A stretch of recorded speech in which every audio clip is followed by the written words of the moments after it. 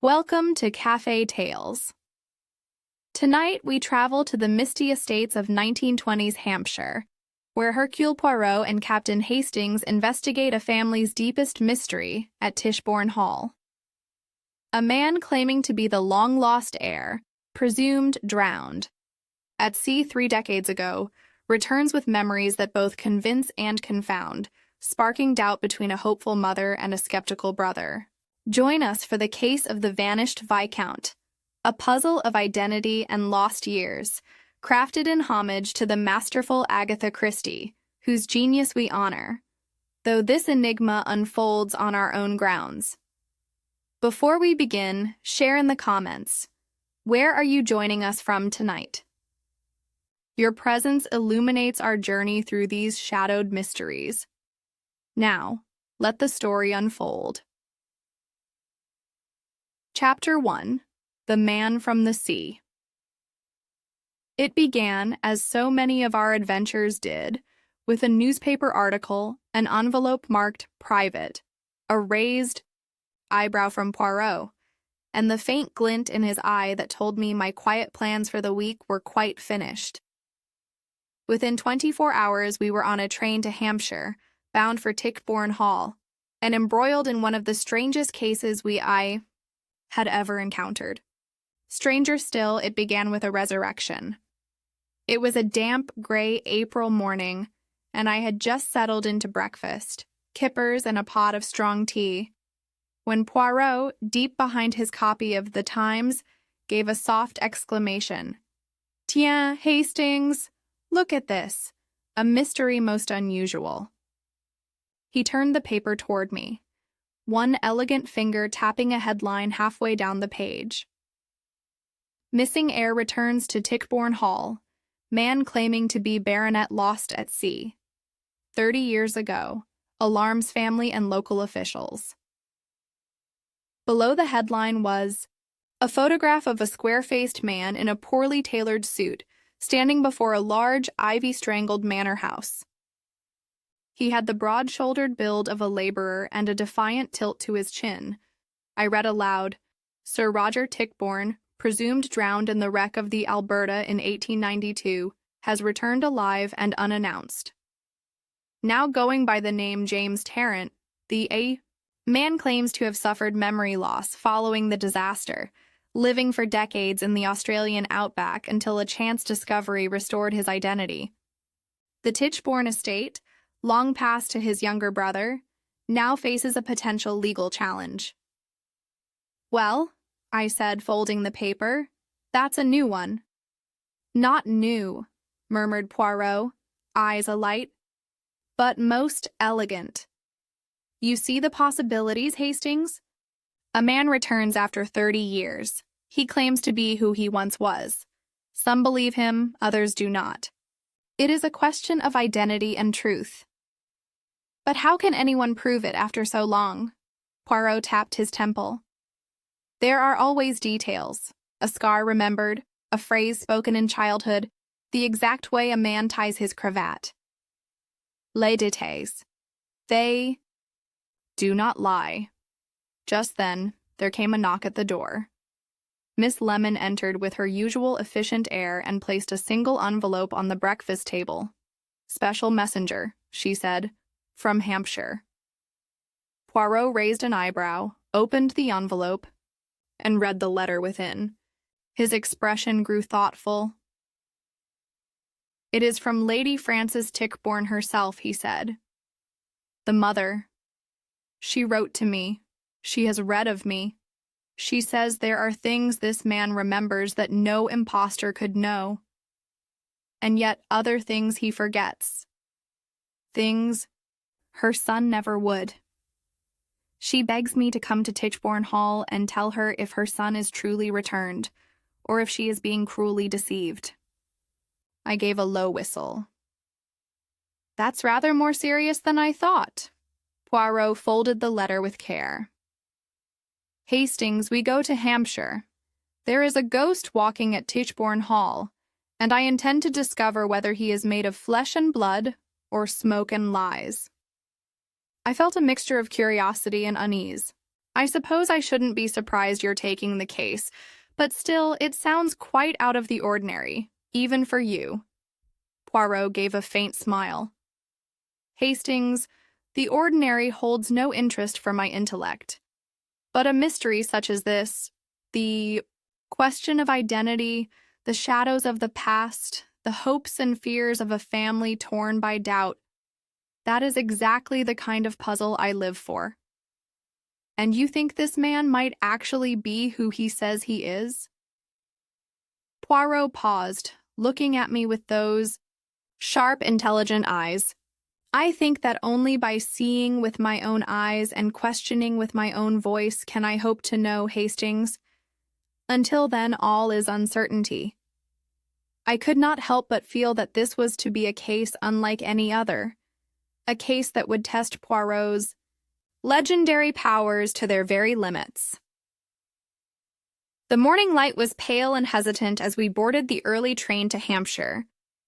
The city's fog still clung stubbornly to the edges of the station, but as the carriage rolled away from London, the mist thinned, revealing the patchwork of fields and hedgerows that lay beneath the clearing sky. Poirot sat opposite me, his gaze fixed on the window, but his thoughts clearly elsewhere. For once he was silent for a while, which I took as an invitation to break the quiet. "This Tichborne family," I ventured. "What do we really know of them beyond the articles and Lady Frances's letter?" Poirot folded his hands thoughtfully. "A family proud of its lineage and titles, Hastings. The Tichbornes have long been rooted in Hampshire soil, their name entwined with the history of the county. Yet pride can be a double-edged sword. It sharpens loyalty, but also suspicion." I nodded. "Lady Frances strikes me as a woman clinging fiercely to hope. To believe after 30 years that her son has returned, it must be a relief, but also a torment." Indeed. The heart's desires are often at odds with reason. Lady Frances's conviction carries weight, but it is not proof. I studied Poirot's thoughtful face. "And Sir George, the younger brother, he has everything to lose." "Ah, yes, the man who holds the estate now. Such a position breeds motive, but also anxiety.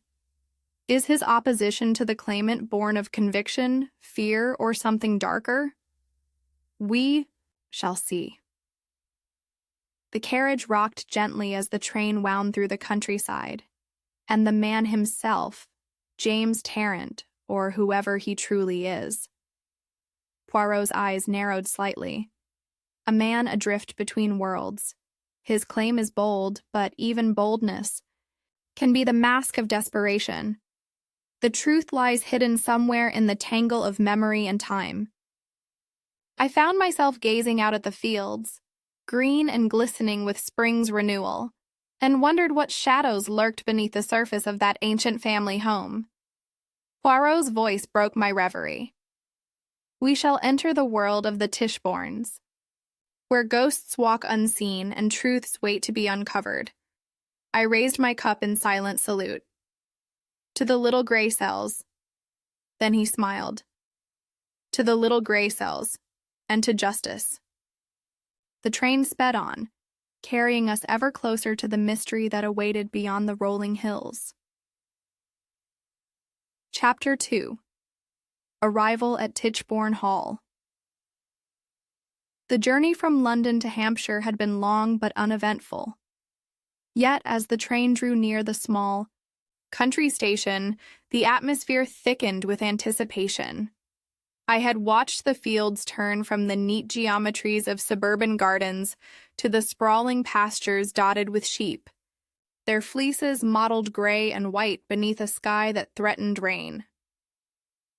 The station was little more than a halt, its platform nearly deserted, save for a solitary footman standing beside a black motor car. As we disembarked, the chill of the early April morning bit into our faces, and I tugged my coat tighter about me. Poirot's sharp eyes took in every detail: the station's worn wooden sign, the gleam of damp cobblestones, the neat hedge beyond. "The quiet heart of England," he murmured. "But in the quietest places, secrets often lie deepest." We rumbled slowly along a narrow lane lined with gnarled oaks, whose twisted branches seemed to reach out like ancient fingers. The air smelled faintly of damp earth and budding leaves, the first breath of spring struggling through the lingering cold.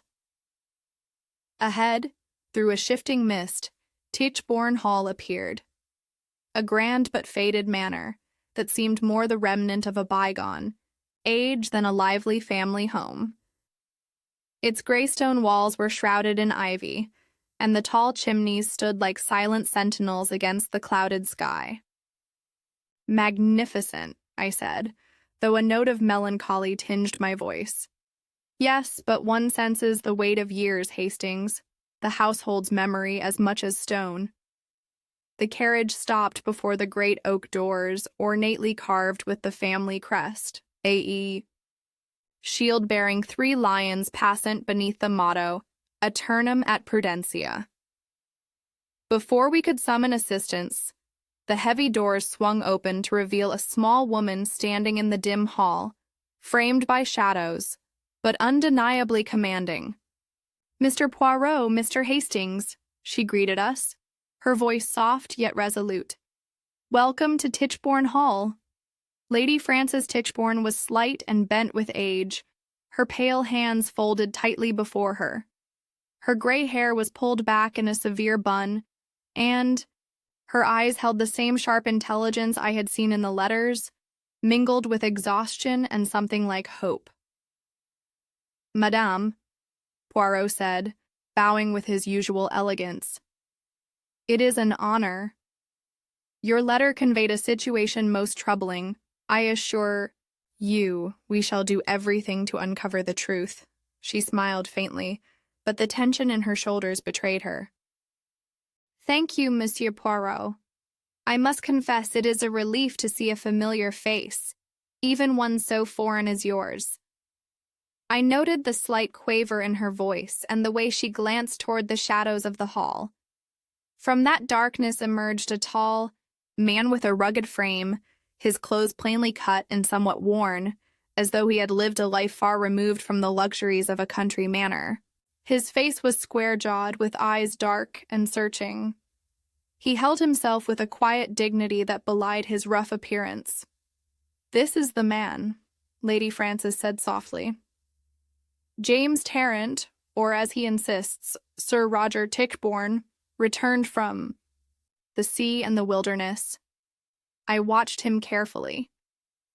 There was something compelling in the way he looked. Not just the man in the photograph, but a living presence charged with a strange mixture of defiance and vulnerability.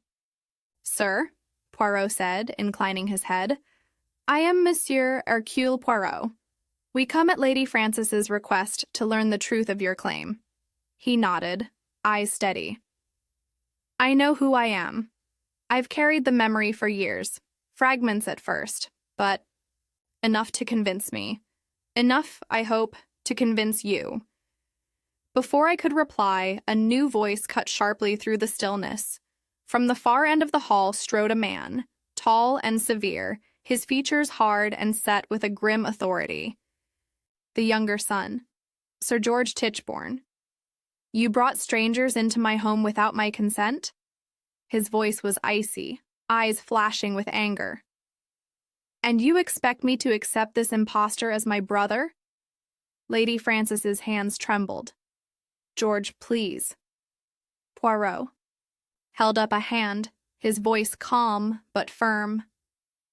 "Monsieur Tichborne, I understand your distress, but this is a matter that requires patience and reason, not rash judgment." Sir George's gaze flickered to the man at the center of the storm. "Reason? What reason can there be when this man threatens to take what is rightfully mine? The estate, the title, everything my birth has earned. Your birthright does not guarantee truth." Poirot replied quietly. "We must seek the facts, no matter how inconvenient." The air grew taut with tension as the three men stood like opposing forces drawn into an inescapable orbit. Lady Frances stepped between them. "Enough. Let us sit and discuss this calmly. Monsieur Poirot, you will need to hear everything, both from my son and from those who doubt him." The house itself seemed to exhale with a shudder, the creak of ancient timbers and the distant ticking of a grandfather clock marking the passage of a family's long-held secrets. As we followed Lady Frances into the drawing-room, I glanced back, once more at James Tarrant. There was pain etched into his expression, a yearning to be believed, to reclaim a life lost to time. The drawing-room was a spacious chamber lined with bookshelves, their spines faded from decades of sunlight and dust. Heavy curtains remained drawn against the chill outside, muffling the pale morning light into a subdued glow. The furnishings spoke of former grandeur: carved oak chairs with worn upholstery, a grand piano veiled beneath a dust cloth, and a faded Persian rug that stretched across the creaking floorboards. Lady Frances motioned toward a cluster of chairs arranged near the hearth. "Please sit," she urged, settling herself with an air of weary dignity. Sir George remained standing by the window, his gaze fixed on the gardens beyond, as though searching for a forgotten truth. James Tarrant sat apart, his posture stiff but defiant, eyes flickering between us all. Poirot cleared his throat and began with gentle formality. "Madame, Monsieur, I ask that you each share your perspective. Tell me, in your own words, the story of this man's return." Lady Frances spoke first, her voice a mixture of hope and sorrow. When he arrived, it was as though a ghost had walked through the door. He remembered fragments, small, intimate details no outsider could know. The nursery rhymes my son loved, the very way he folded his letters. Yet other things escaped him, events and names that should have been as familiar as breath. Sir George's expression darkened. "Intimate details can be learned, madame. But why, if this man is truly my brother, does he fail the simplest tests?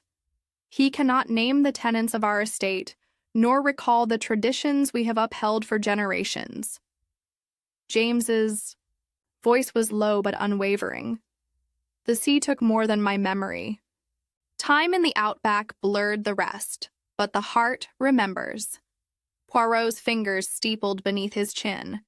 "Memory, madame, is a delicate tapestry, sometimes torn, sometimes frayed, but never wholly lost. Trauma can scatter its threads. Sir." George's lip curled. "And yet this tapestry is incomplete and inconsistent. How can we place our trust in a patchwork?" Lady Frances's voice broke with quiet passion. "Because it is all we have." Hope and the faintest whisper of a son returned. The room grew heavier with conflicting emotions, grief clashing with suspicion, hope battling despair. The tension was tangible, like a taut wire stretched to breaking. I leaned toward Poirot, whispering, "There is more beneath this than mere lost memory, isn't there?" He nodded, eyes narrowing. "We shall see, Hastings. Secrets lie buried here, secrets waiting to see the light." As the afternoon sun dipped lower, the household gathered closer, drawn into the unfolding drama of identity, loss, and the fragile threads of a family's claim to truth. Chapter 3. Truth in Fragments. After the tense gathering in the drawing room, Poirot suggested we begin with a private conversation with James Tarrant himself. We were shown to the old library after luncheon. A fire had been lit, but the air still clung to a damp chill, and the faint scent of aged leather and pipe smoke lingered in the tall-ceilinged room. The shelves stretched to the molded cornices filled with generations of serious bindings: law, natural history, family records.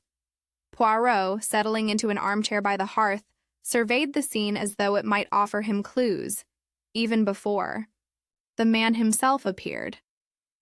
James Tarrant entered without hesitation, his manner quiet but deliberate. He wore the same well-worn suit I had seen him in the day before.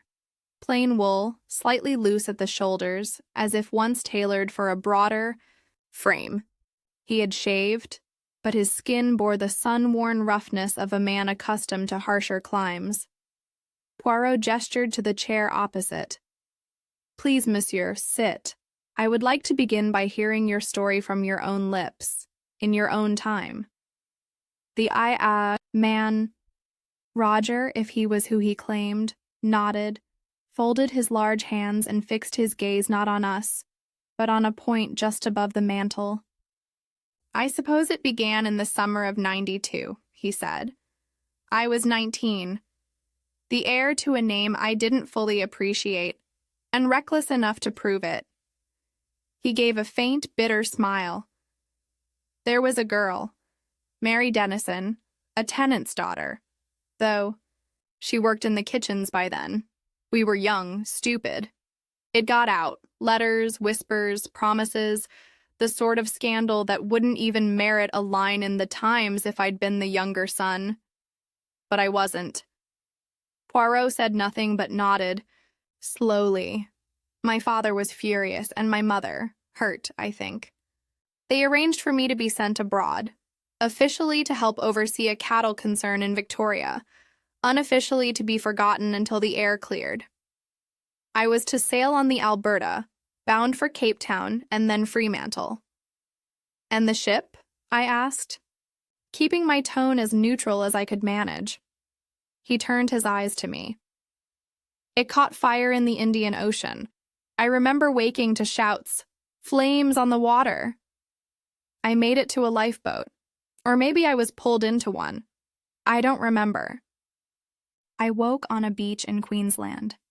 A pearling crew had found me, drifting in and out of consciousness." "You had lost your memory?" Poirot asked. "Everything," he replied. "For months, I couldn't recall a single thing.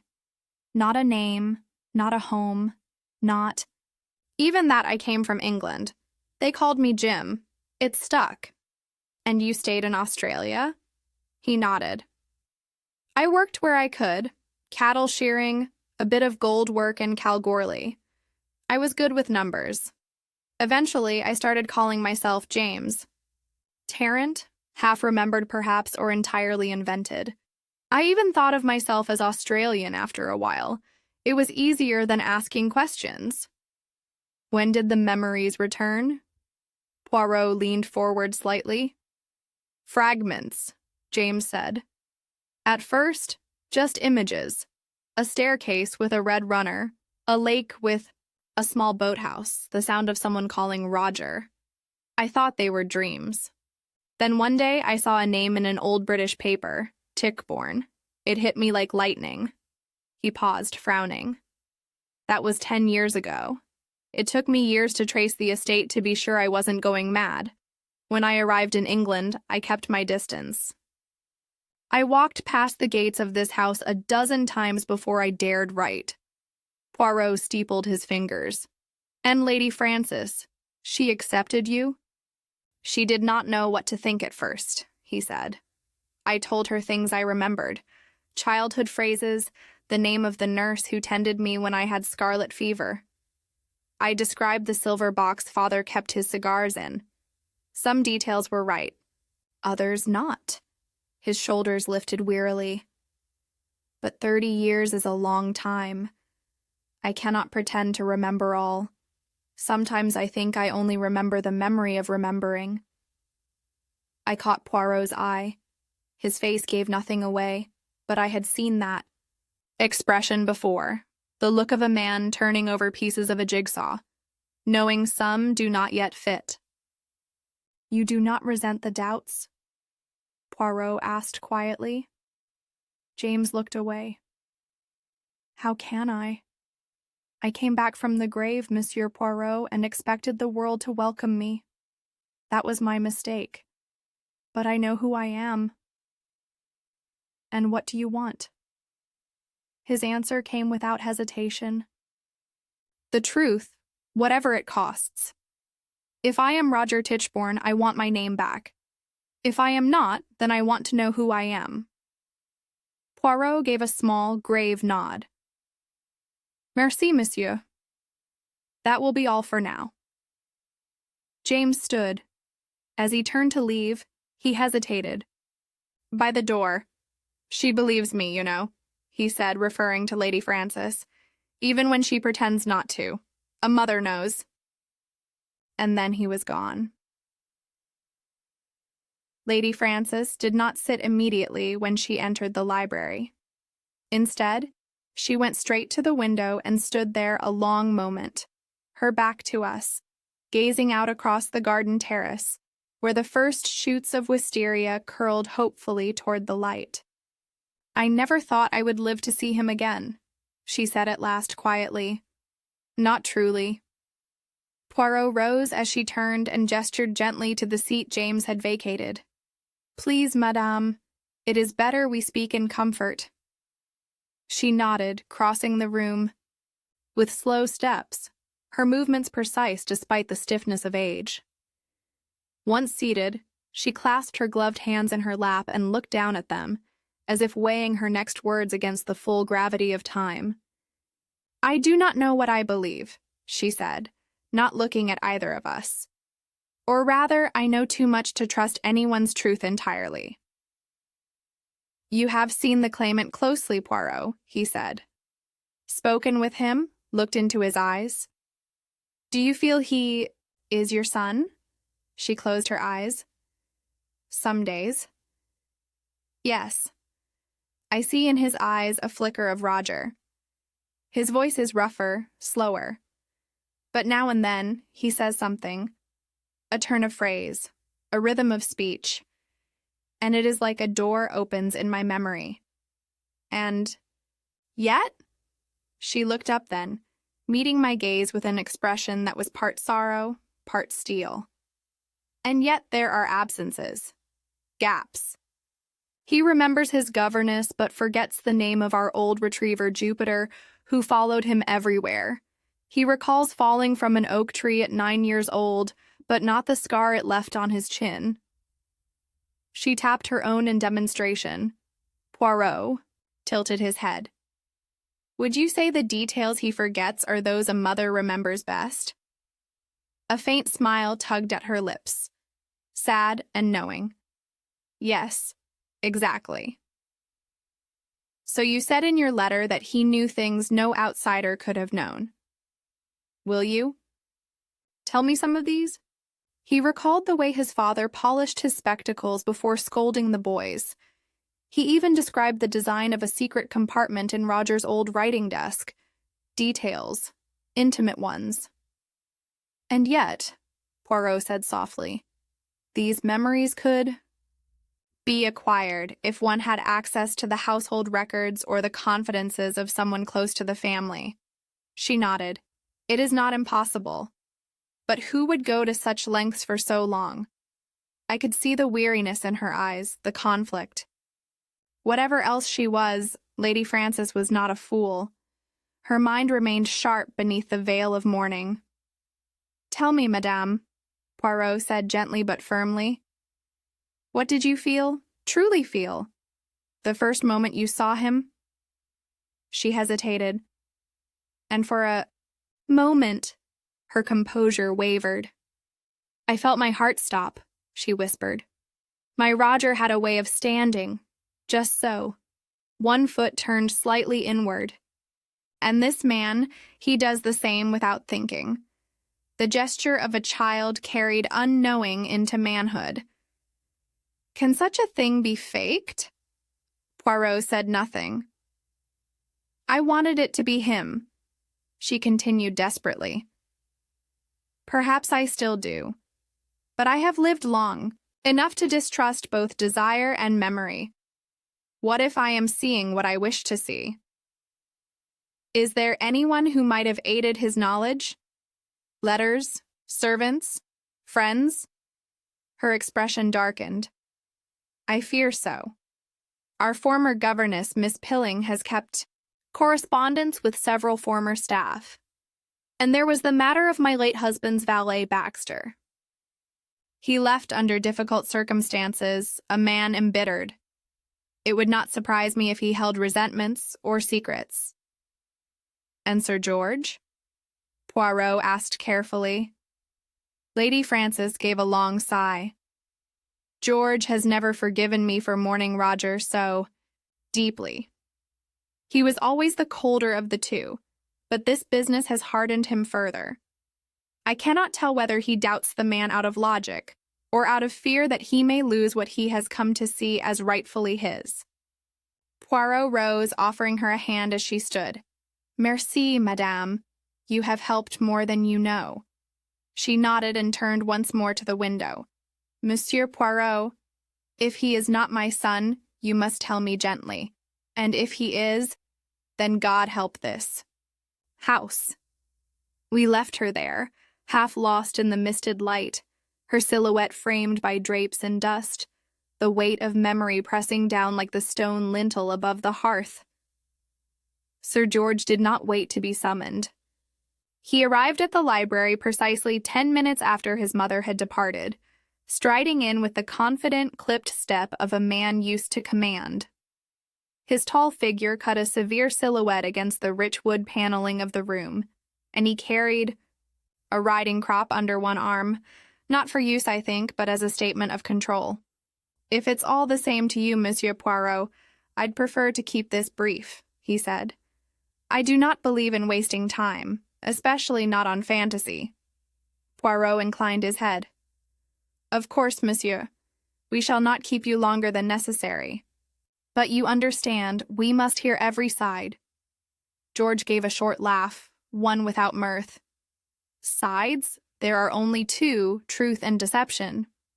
A pause thick with the muffled ticking of the library clock. Poirot spoke gently. Yet Lady Frances holds hope. She says this man recalls intimate details, things only a family member would know. George's jaw tightened. Hope has blinded my mother before. She wants to believe, not for herself alone, but to banish the guilt she's carried all these years. But memory is too easily shaped. Monsieur, Poirot began, what is it that convinces you this man is not your brother? George's reply was immediate, almost rehearsed. He knows the name of my father's nurse, and can describe the old billiard room. Yes. But he could not recall father's pet name for him, nor the rhyme we invented as boys, the one only Roger and I shared. He does not remember the story behind George and the black sheep ram, after whom I was named as a family jest, and he is left-handed, while Roger was not. My brother fenced with his left, but wrote with his right. This man signs with his left. Poirot nodded, taking mental notes. I, ever attentive, interjected. But trauma, years abroad, memory can distort, can it not? George's mouth curled faintly. A life can be invented from scraps and hearsay. Is it so hard to imagine someone doing the same? Poirot raised an eyebrow. And the motive, the estate, the title, the weight of a name handed down over centuries. Do you think a man who has lived as a drifter would not be tempted by the thought of an English fortune? The silence stretched. Poirot regarded him keenly. And if you are wrong, Monsieur Poirot, your voice was quiet but deliberate. If, against your conviction, this man is your brother, can you imagine it? For the first time, a flicker of something, hesitation, perhaps even pain, crossed George's face. But it vanished as swiftly as it came. I cannot afford to imagine it, he said, quietly. I have carried this family for decades, Monsieur Poirot. I do what must be done, that is all. Poirot bowed his head with respect. Merci, Monsieur Tichborne. Your candor will aid our investigation. Without another word, Sir George turned on his heel and strode from the library, footsteps sharp on the age-worn floor. I let out a breath as the door clicked shut. Not an ounce of doubt in him, Poirot. Poirot's gaze lingered on the closed door. No, Hastings. Yet sometimes it is not doubt that leads us astray, but certainty. The library felt colder in George's absence, a room haunted by as many secrets as there were books upon its shelves. Chapter 4. A Study in Contradiction. The following morning found us in the breakfast room, a less formal chamber overlooking a small walled garden where dew clung to the rose bushes like a coat of silver. The tension of the previous day had not dissipated. It hung in the air, thick and cloying as the scent of old paprika. Well, Poirot, I said, spreading marmalade on my toast with more force than was strictly necessary. What a trio! A mother who wants to believe, a brother who refuses to, and a claimant who seems both genuine and a fraud all at once. My head is spinning. Poirot, who was meticulously arranging segments of apple-orange on his plate, did not look up. Because you are looking at the picture, Hastings, and not at the threads. The stories contradict. That is to be expected. But the lies, my friend, the lies must be consistent. It is there we will find the truth. He placed a final orange segment into a perfect star pattern and looked at me, his eyes bright with purpose. Today we shall tug on two threads. First, the past that is far away. Second, the past that is very near. I have already dispatched a telegram to our good friend Inspector Japp at Scotland Yard, I exclaimed. You've brought him into it? His reach is long, Poirot said simply. I have asked him to make inquiries with the Australian authorities, the passenger list of the Alberta, any records of survivors found on the Queensland coast in 1892, and most importantly, any trace of a man named James Tarrant working in the goldfields of Kalgoorlie or on cattle stations. A man good with numbers, as he claims to be, may have left a trail. He brushed a crumb from the tablecloth. And while we wait for the long thread to be pulled from across the world, we shall examine the one right here. Lady Frances mentioned 2 former members of staff, a governess, Miss Pilling, and a valet, Baxter. The embittered valet, I recalled. She seemed to think he might hold a grudge. Precisely. A grudge is a powerful motivator.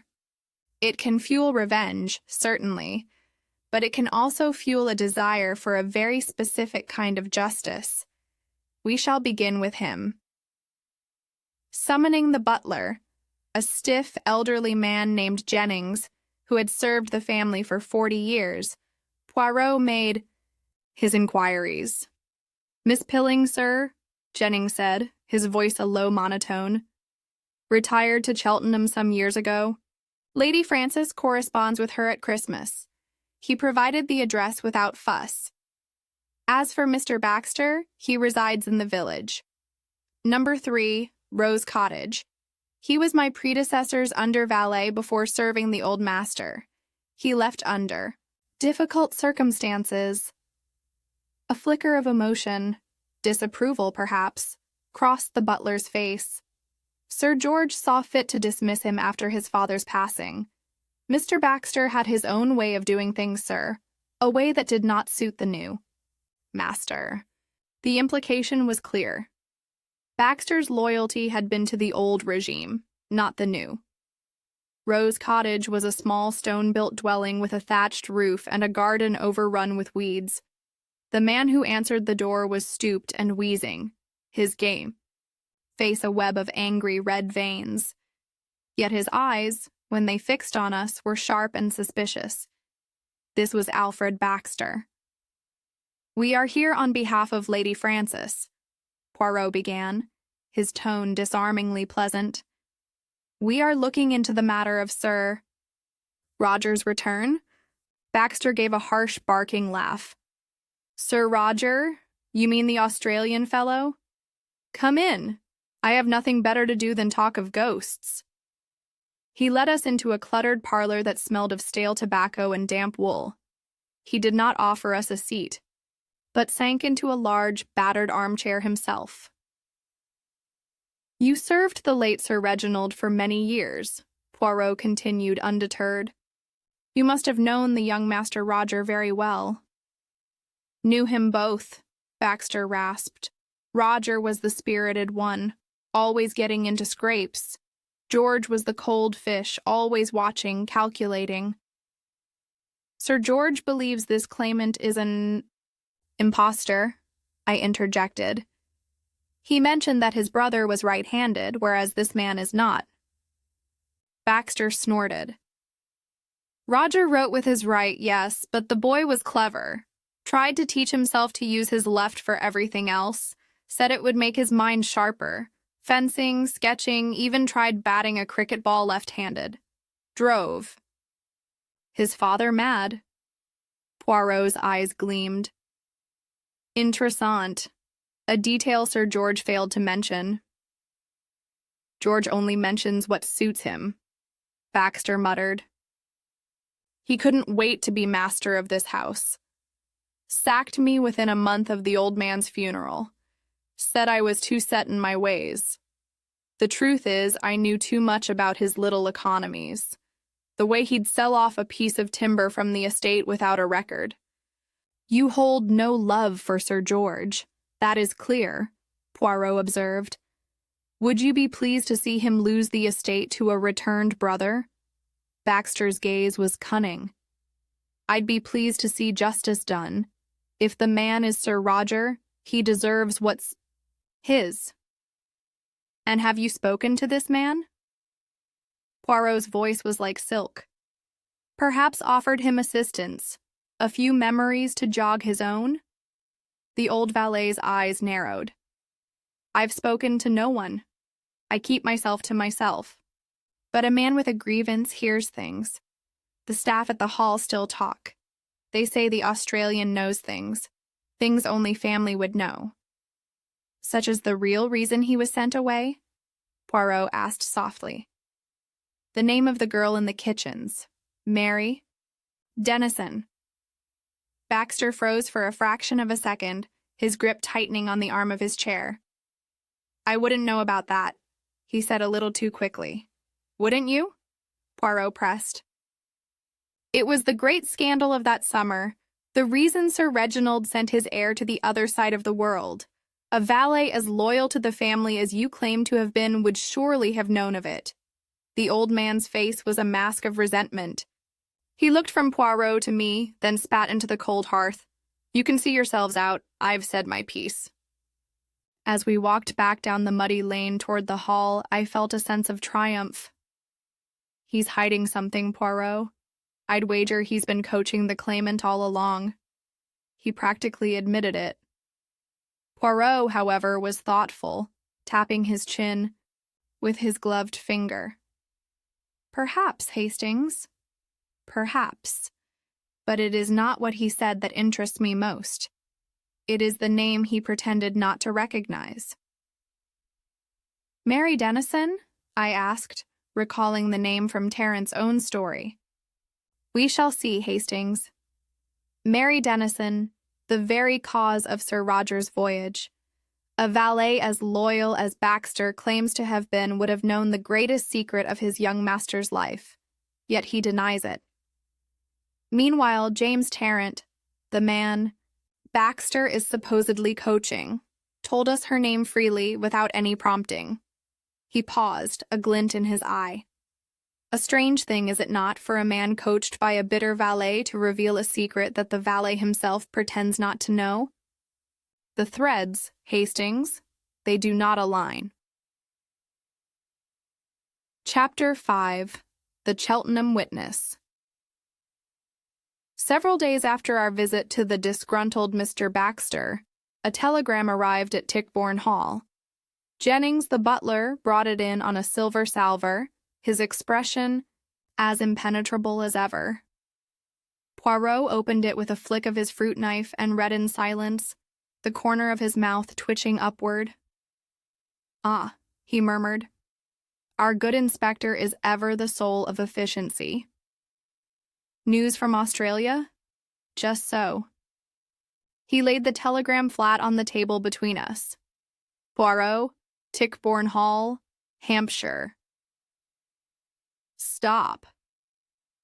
"Inquiries made with Queensland authorities." "Stop." "Wreck of Alberta confirmed 1892." "Stop." "Survivor list incomplete." "Stop." "No record of James Tarrant in goldfields or cattle stations." "Stop." "One James Tarrant sailed Melbourne to London, 1921. Matches description." "Stop." "Identity unconfirmed." "Stop." I frowned.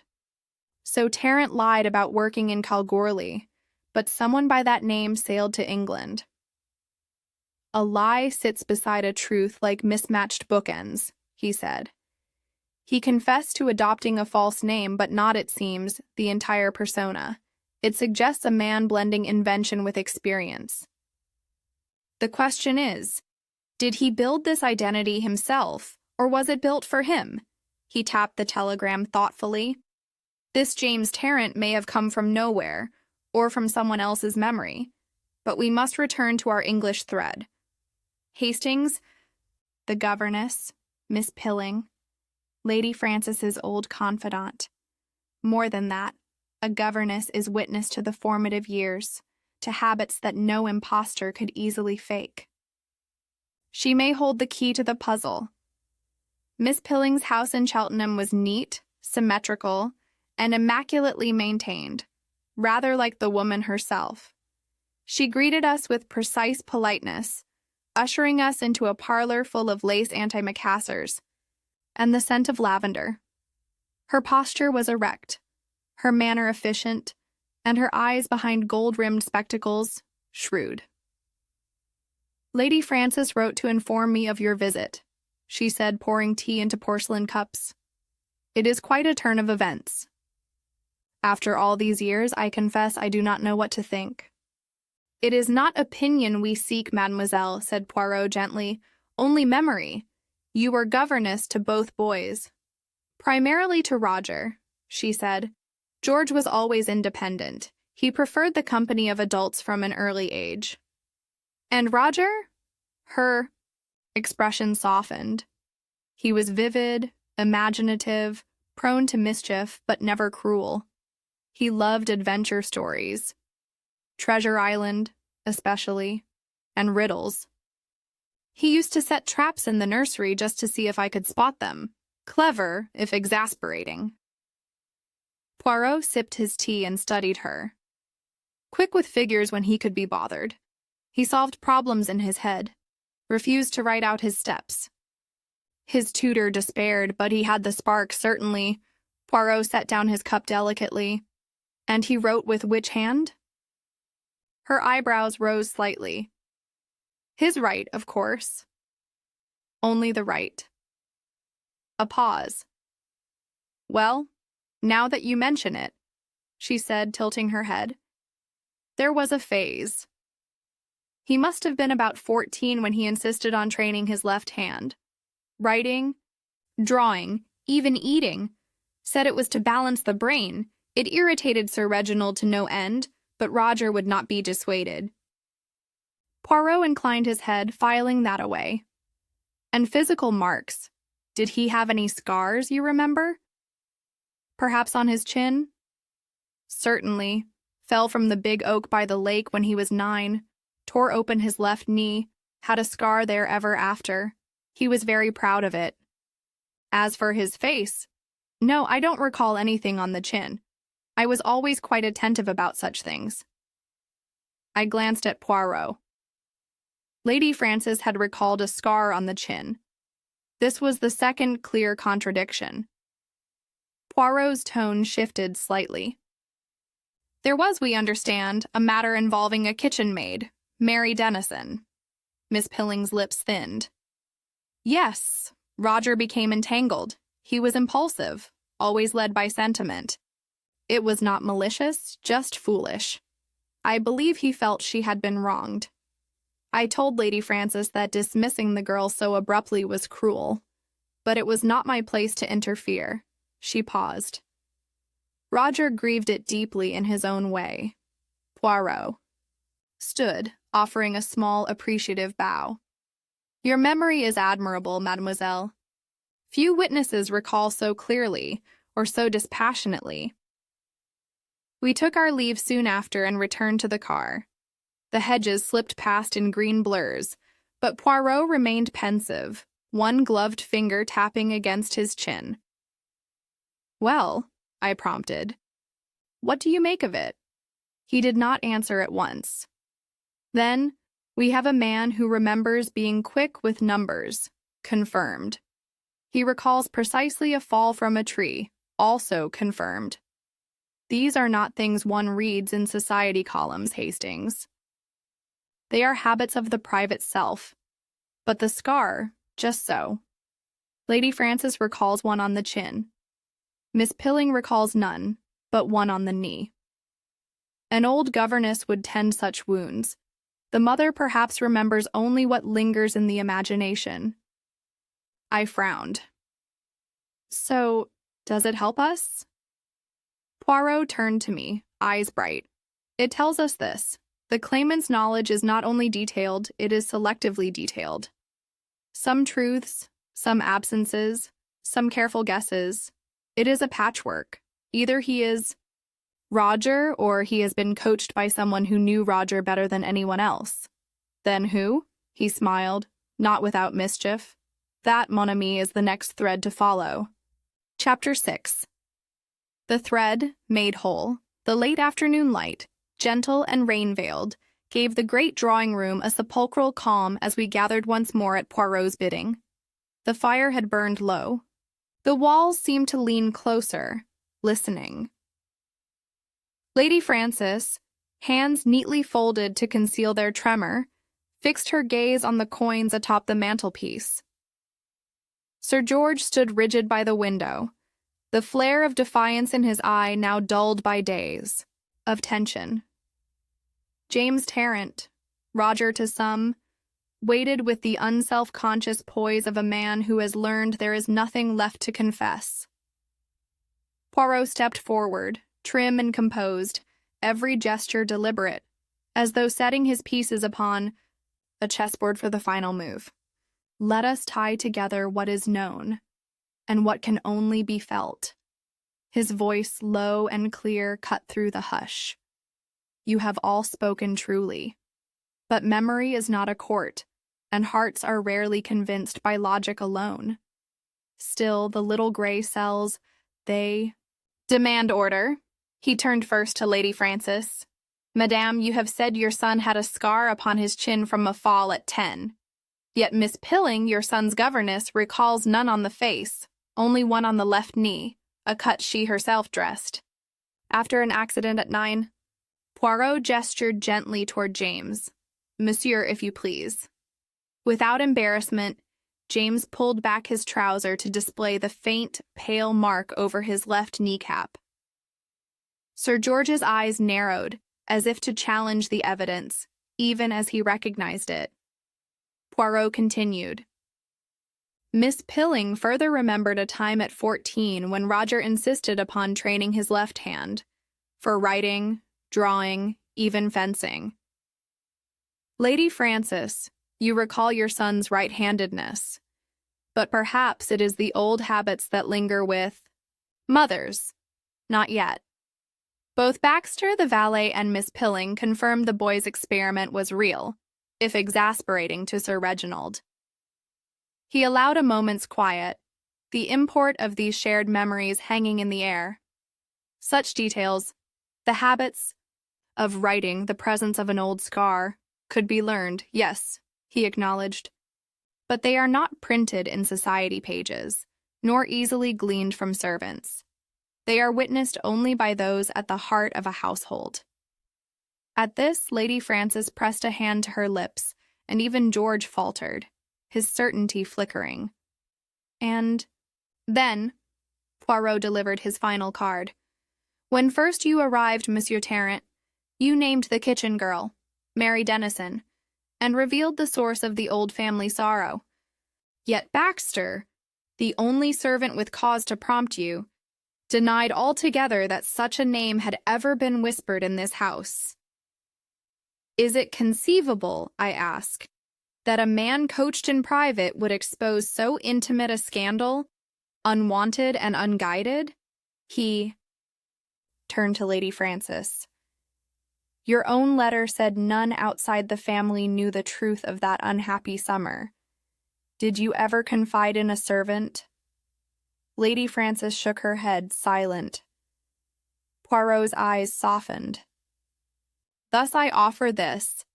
A man may forge a name, guess a scar, but the manner of standing, one foot turned as the mother remembers, the sudden, unstudied gesture, and the willingness to wound himself with an old shame he need not claim. These things, they are not so easily manufactured. The silence held, deep and reverent. It was Sir George who finally broke it, his voice rough. It is a patchwork, he said, and I heard the crack in what had been granite. But perhaps my own memory is no less frayed. Poirot drew me aside, as the family at last gave way to an exhausted mingling of laughter and tears. See, Hastings, evidence convinces the mind, but only recognition heals the heart. In matters of doubt, sometimes one must accept the tapestry, however mended. As we drove away through the Hampshire dusk, the house behind us turned to shadow and memory. Poirot, I ventured after some miles of silence, do you truly believe? He did not answer immediately. Instead, he withdrew something from his coat, a small folded page, worn at the creases. He gave this to me, Poirot, he said softly, after the drawing room, before the family embraced him. I think he wanted it read only if doubt remained. He handed it to me. The handwriting was rough, but unmistakably sincere. Mother, do you remember the green kite? The one I begged father to buy? It caught in the tall oak near the Westfield. You promised we'd fetch it together, but that night the fever took hold. I never flew a kite again. I have carried that day in my memory like a charm. I didn't come back for an inheritance. I came back for that moment, to ask if you remember it too. Roger.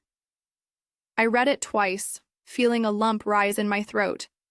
I don't recall any mention of a kite, I murmured.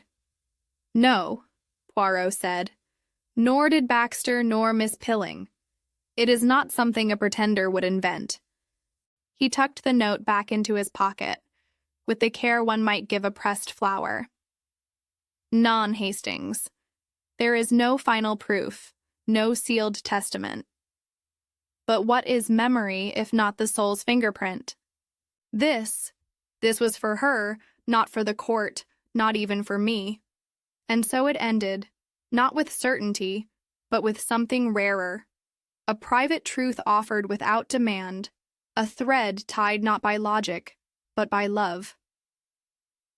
As the mists clear over Tichborne Hall, Hercule Poirot reveals the claimant's true identity through intimate memories no impostor could forge, confirming James Tarrant as the lost Sir Roger, reuniting a fractured family. The case of the vanished Viscount concludes with truth prevailing, over doubt, yet echoes of lost years lingering like forgotten scars. We hope this journey through identity's shadows has gripped you, dear listeners. Did you believe the heir's tale from the start, or were you swayed by the brothers' skepticism? Share your thoughts below. If the case of the Vanished Viscount has enthralled you, please like and subscribe to Cafe Tales for more tales of suspense. Thank you for joining us. And until our next tale, may your nights be filled with intrigue and your days with clarity.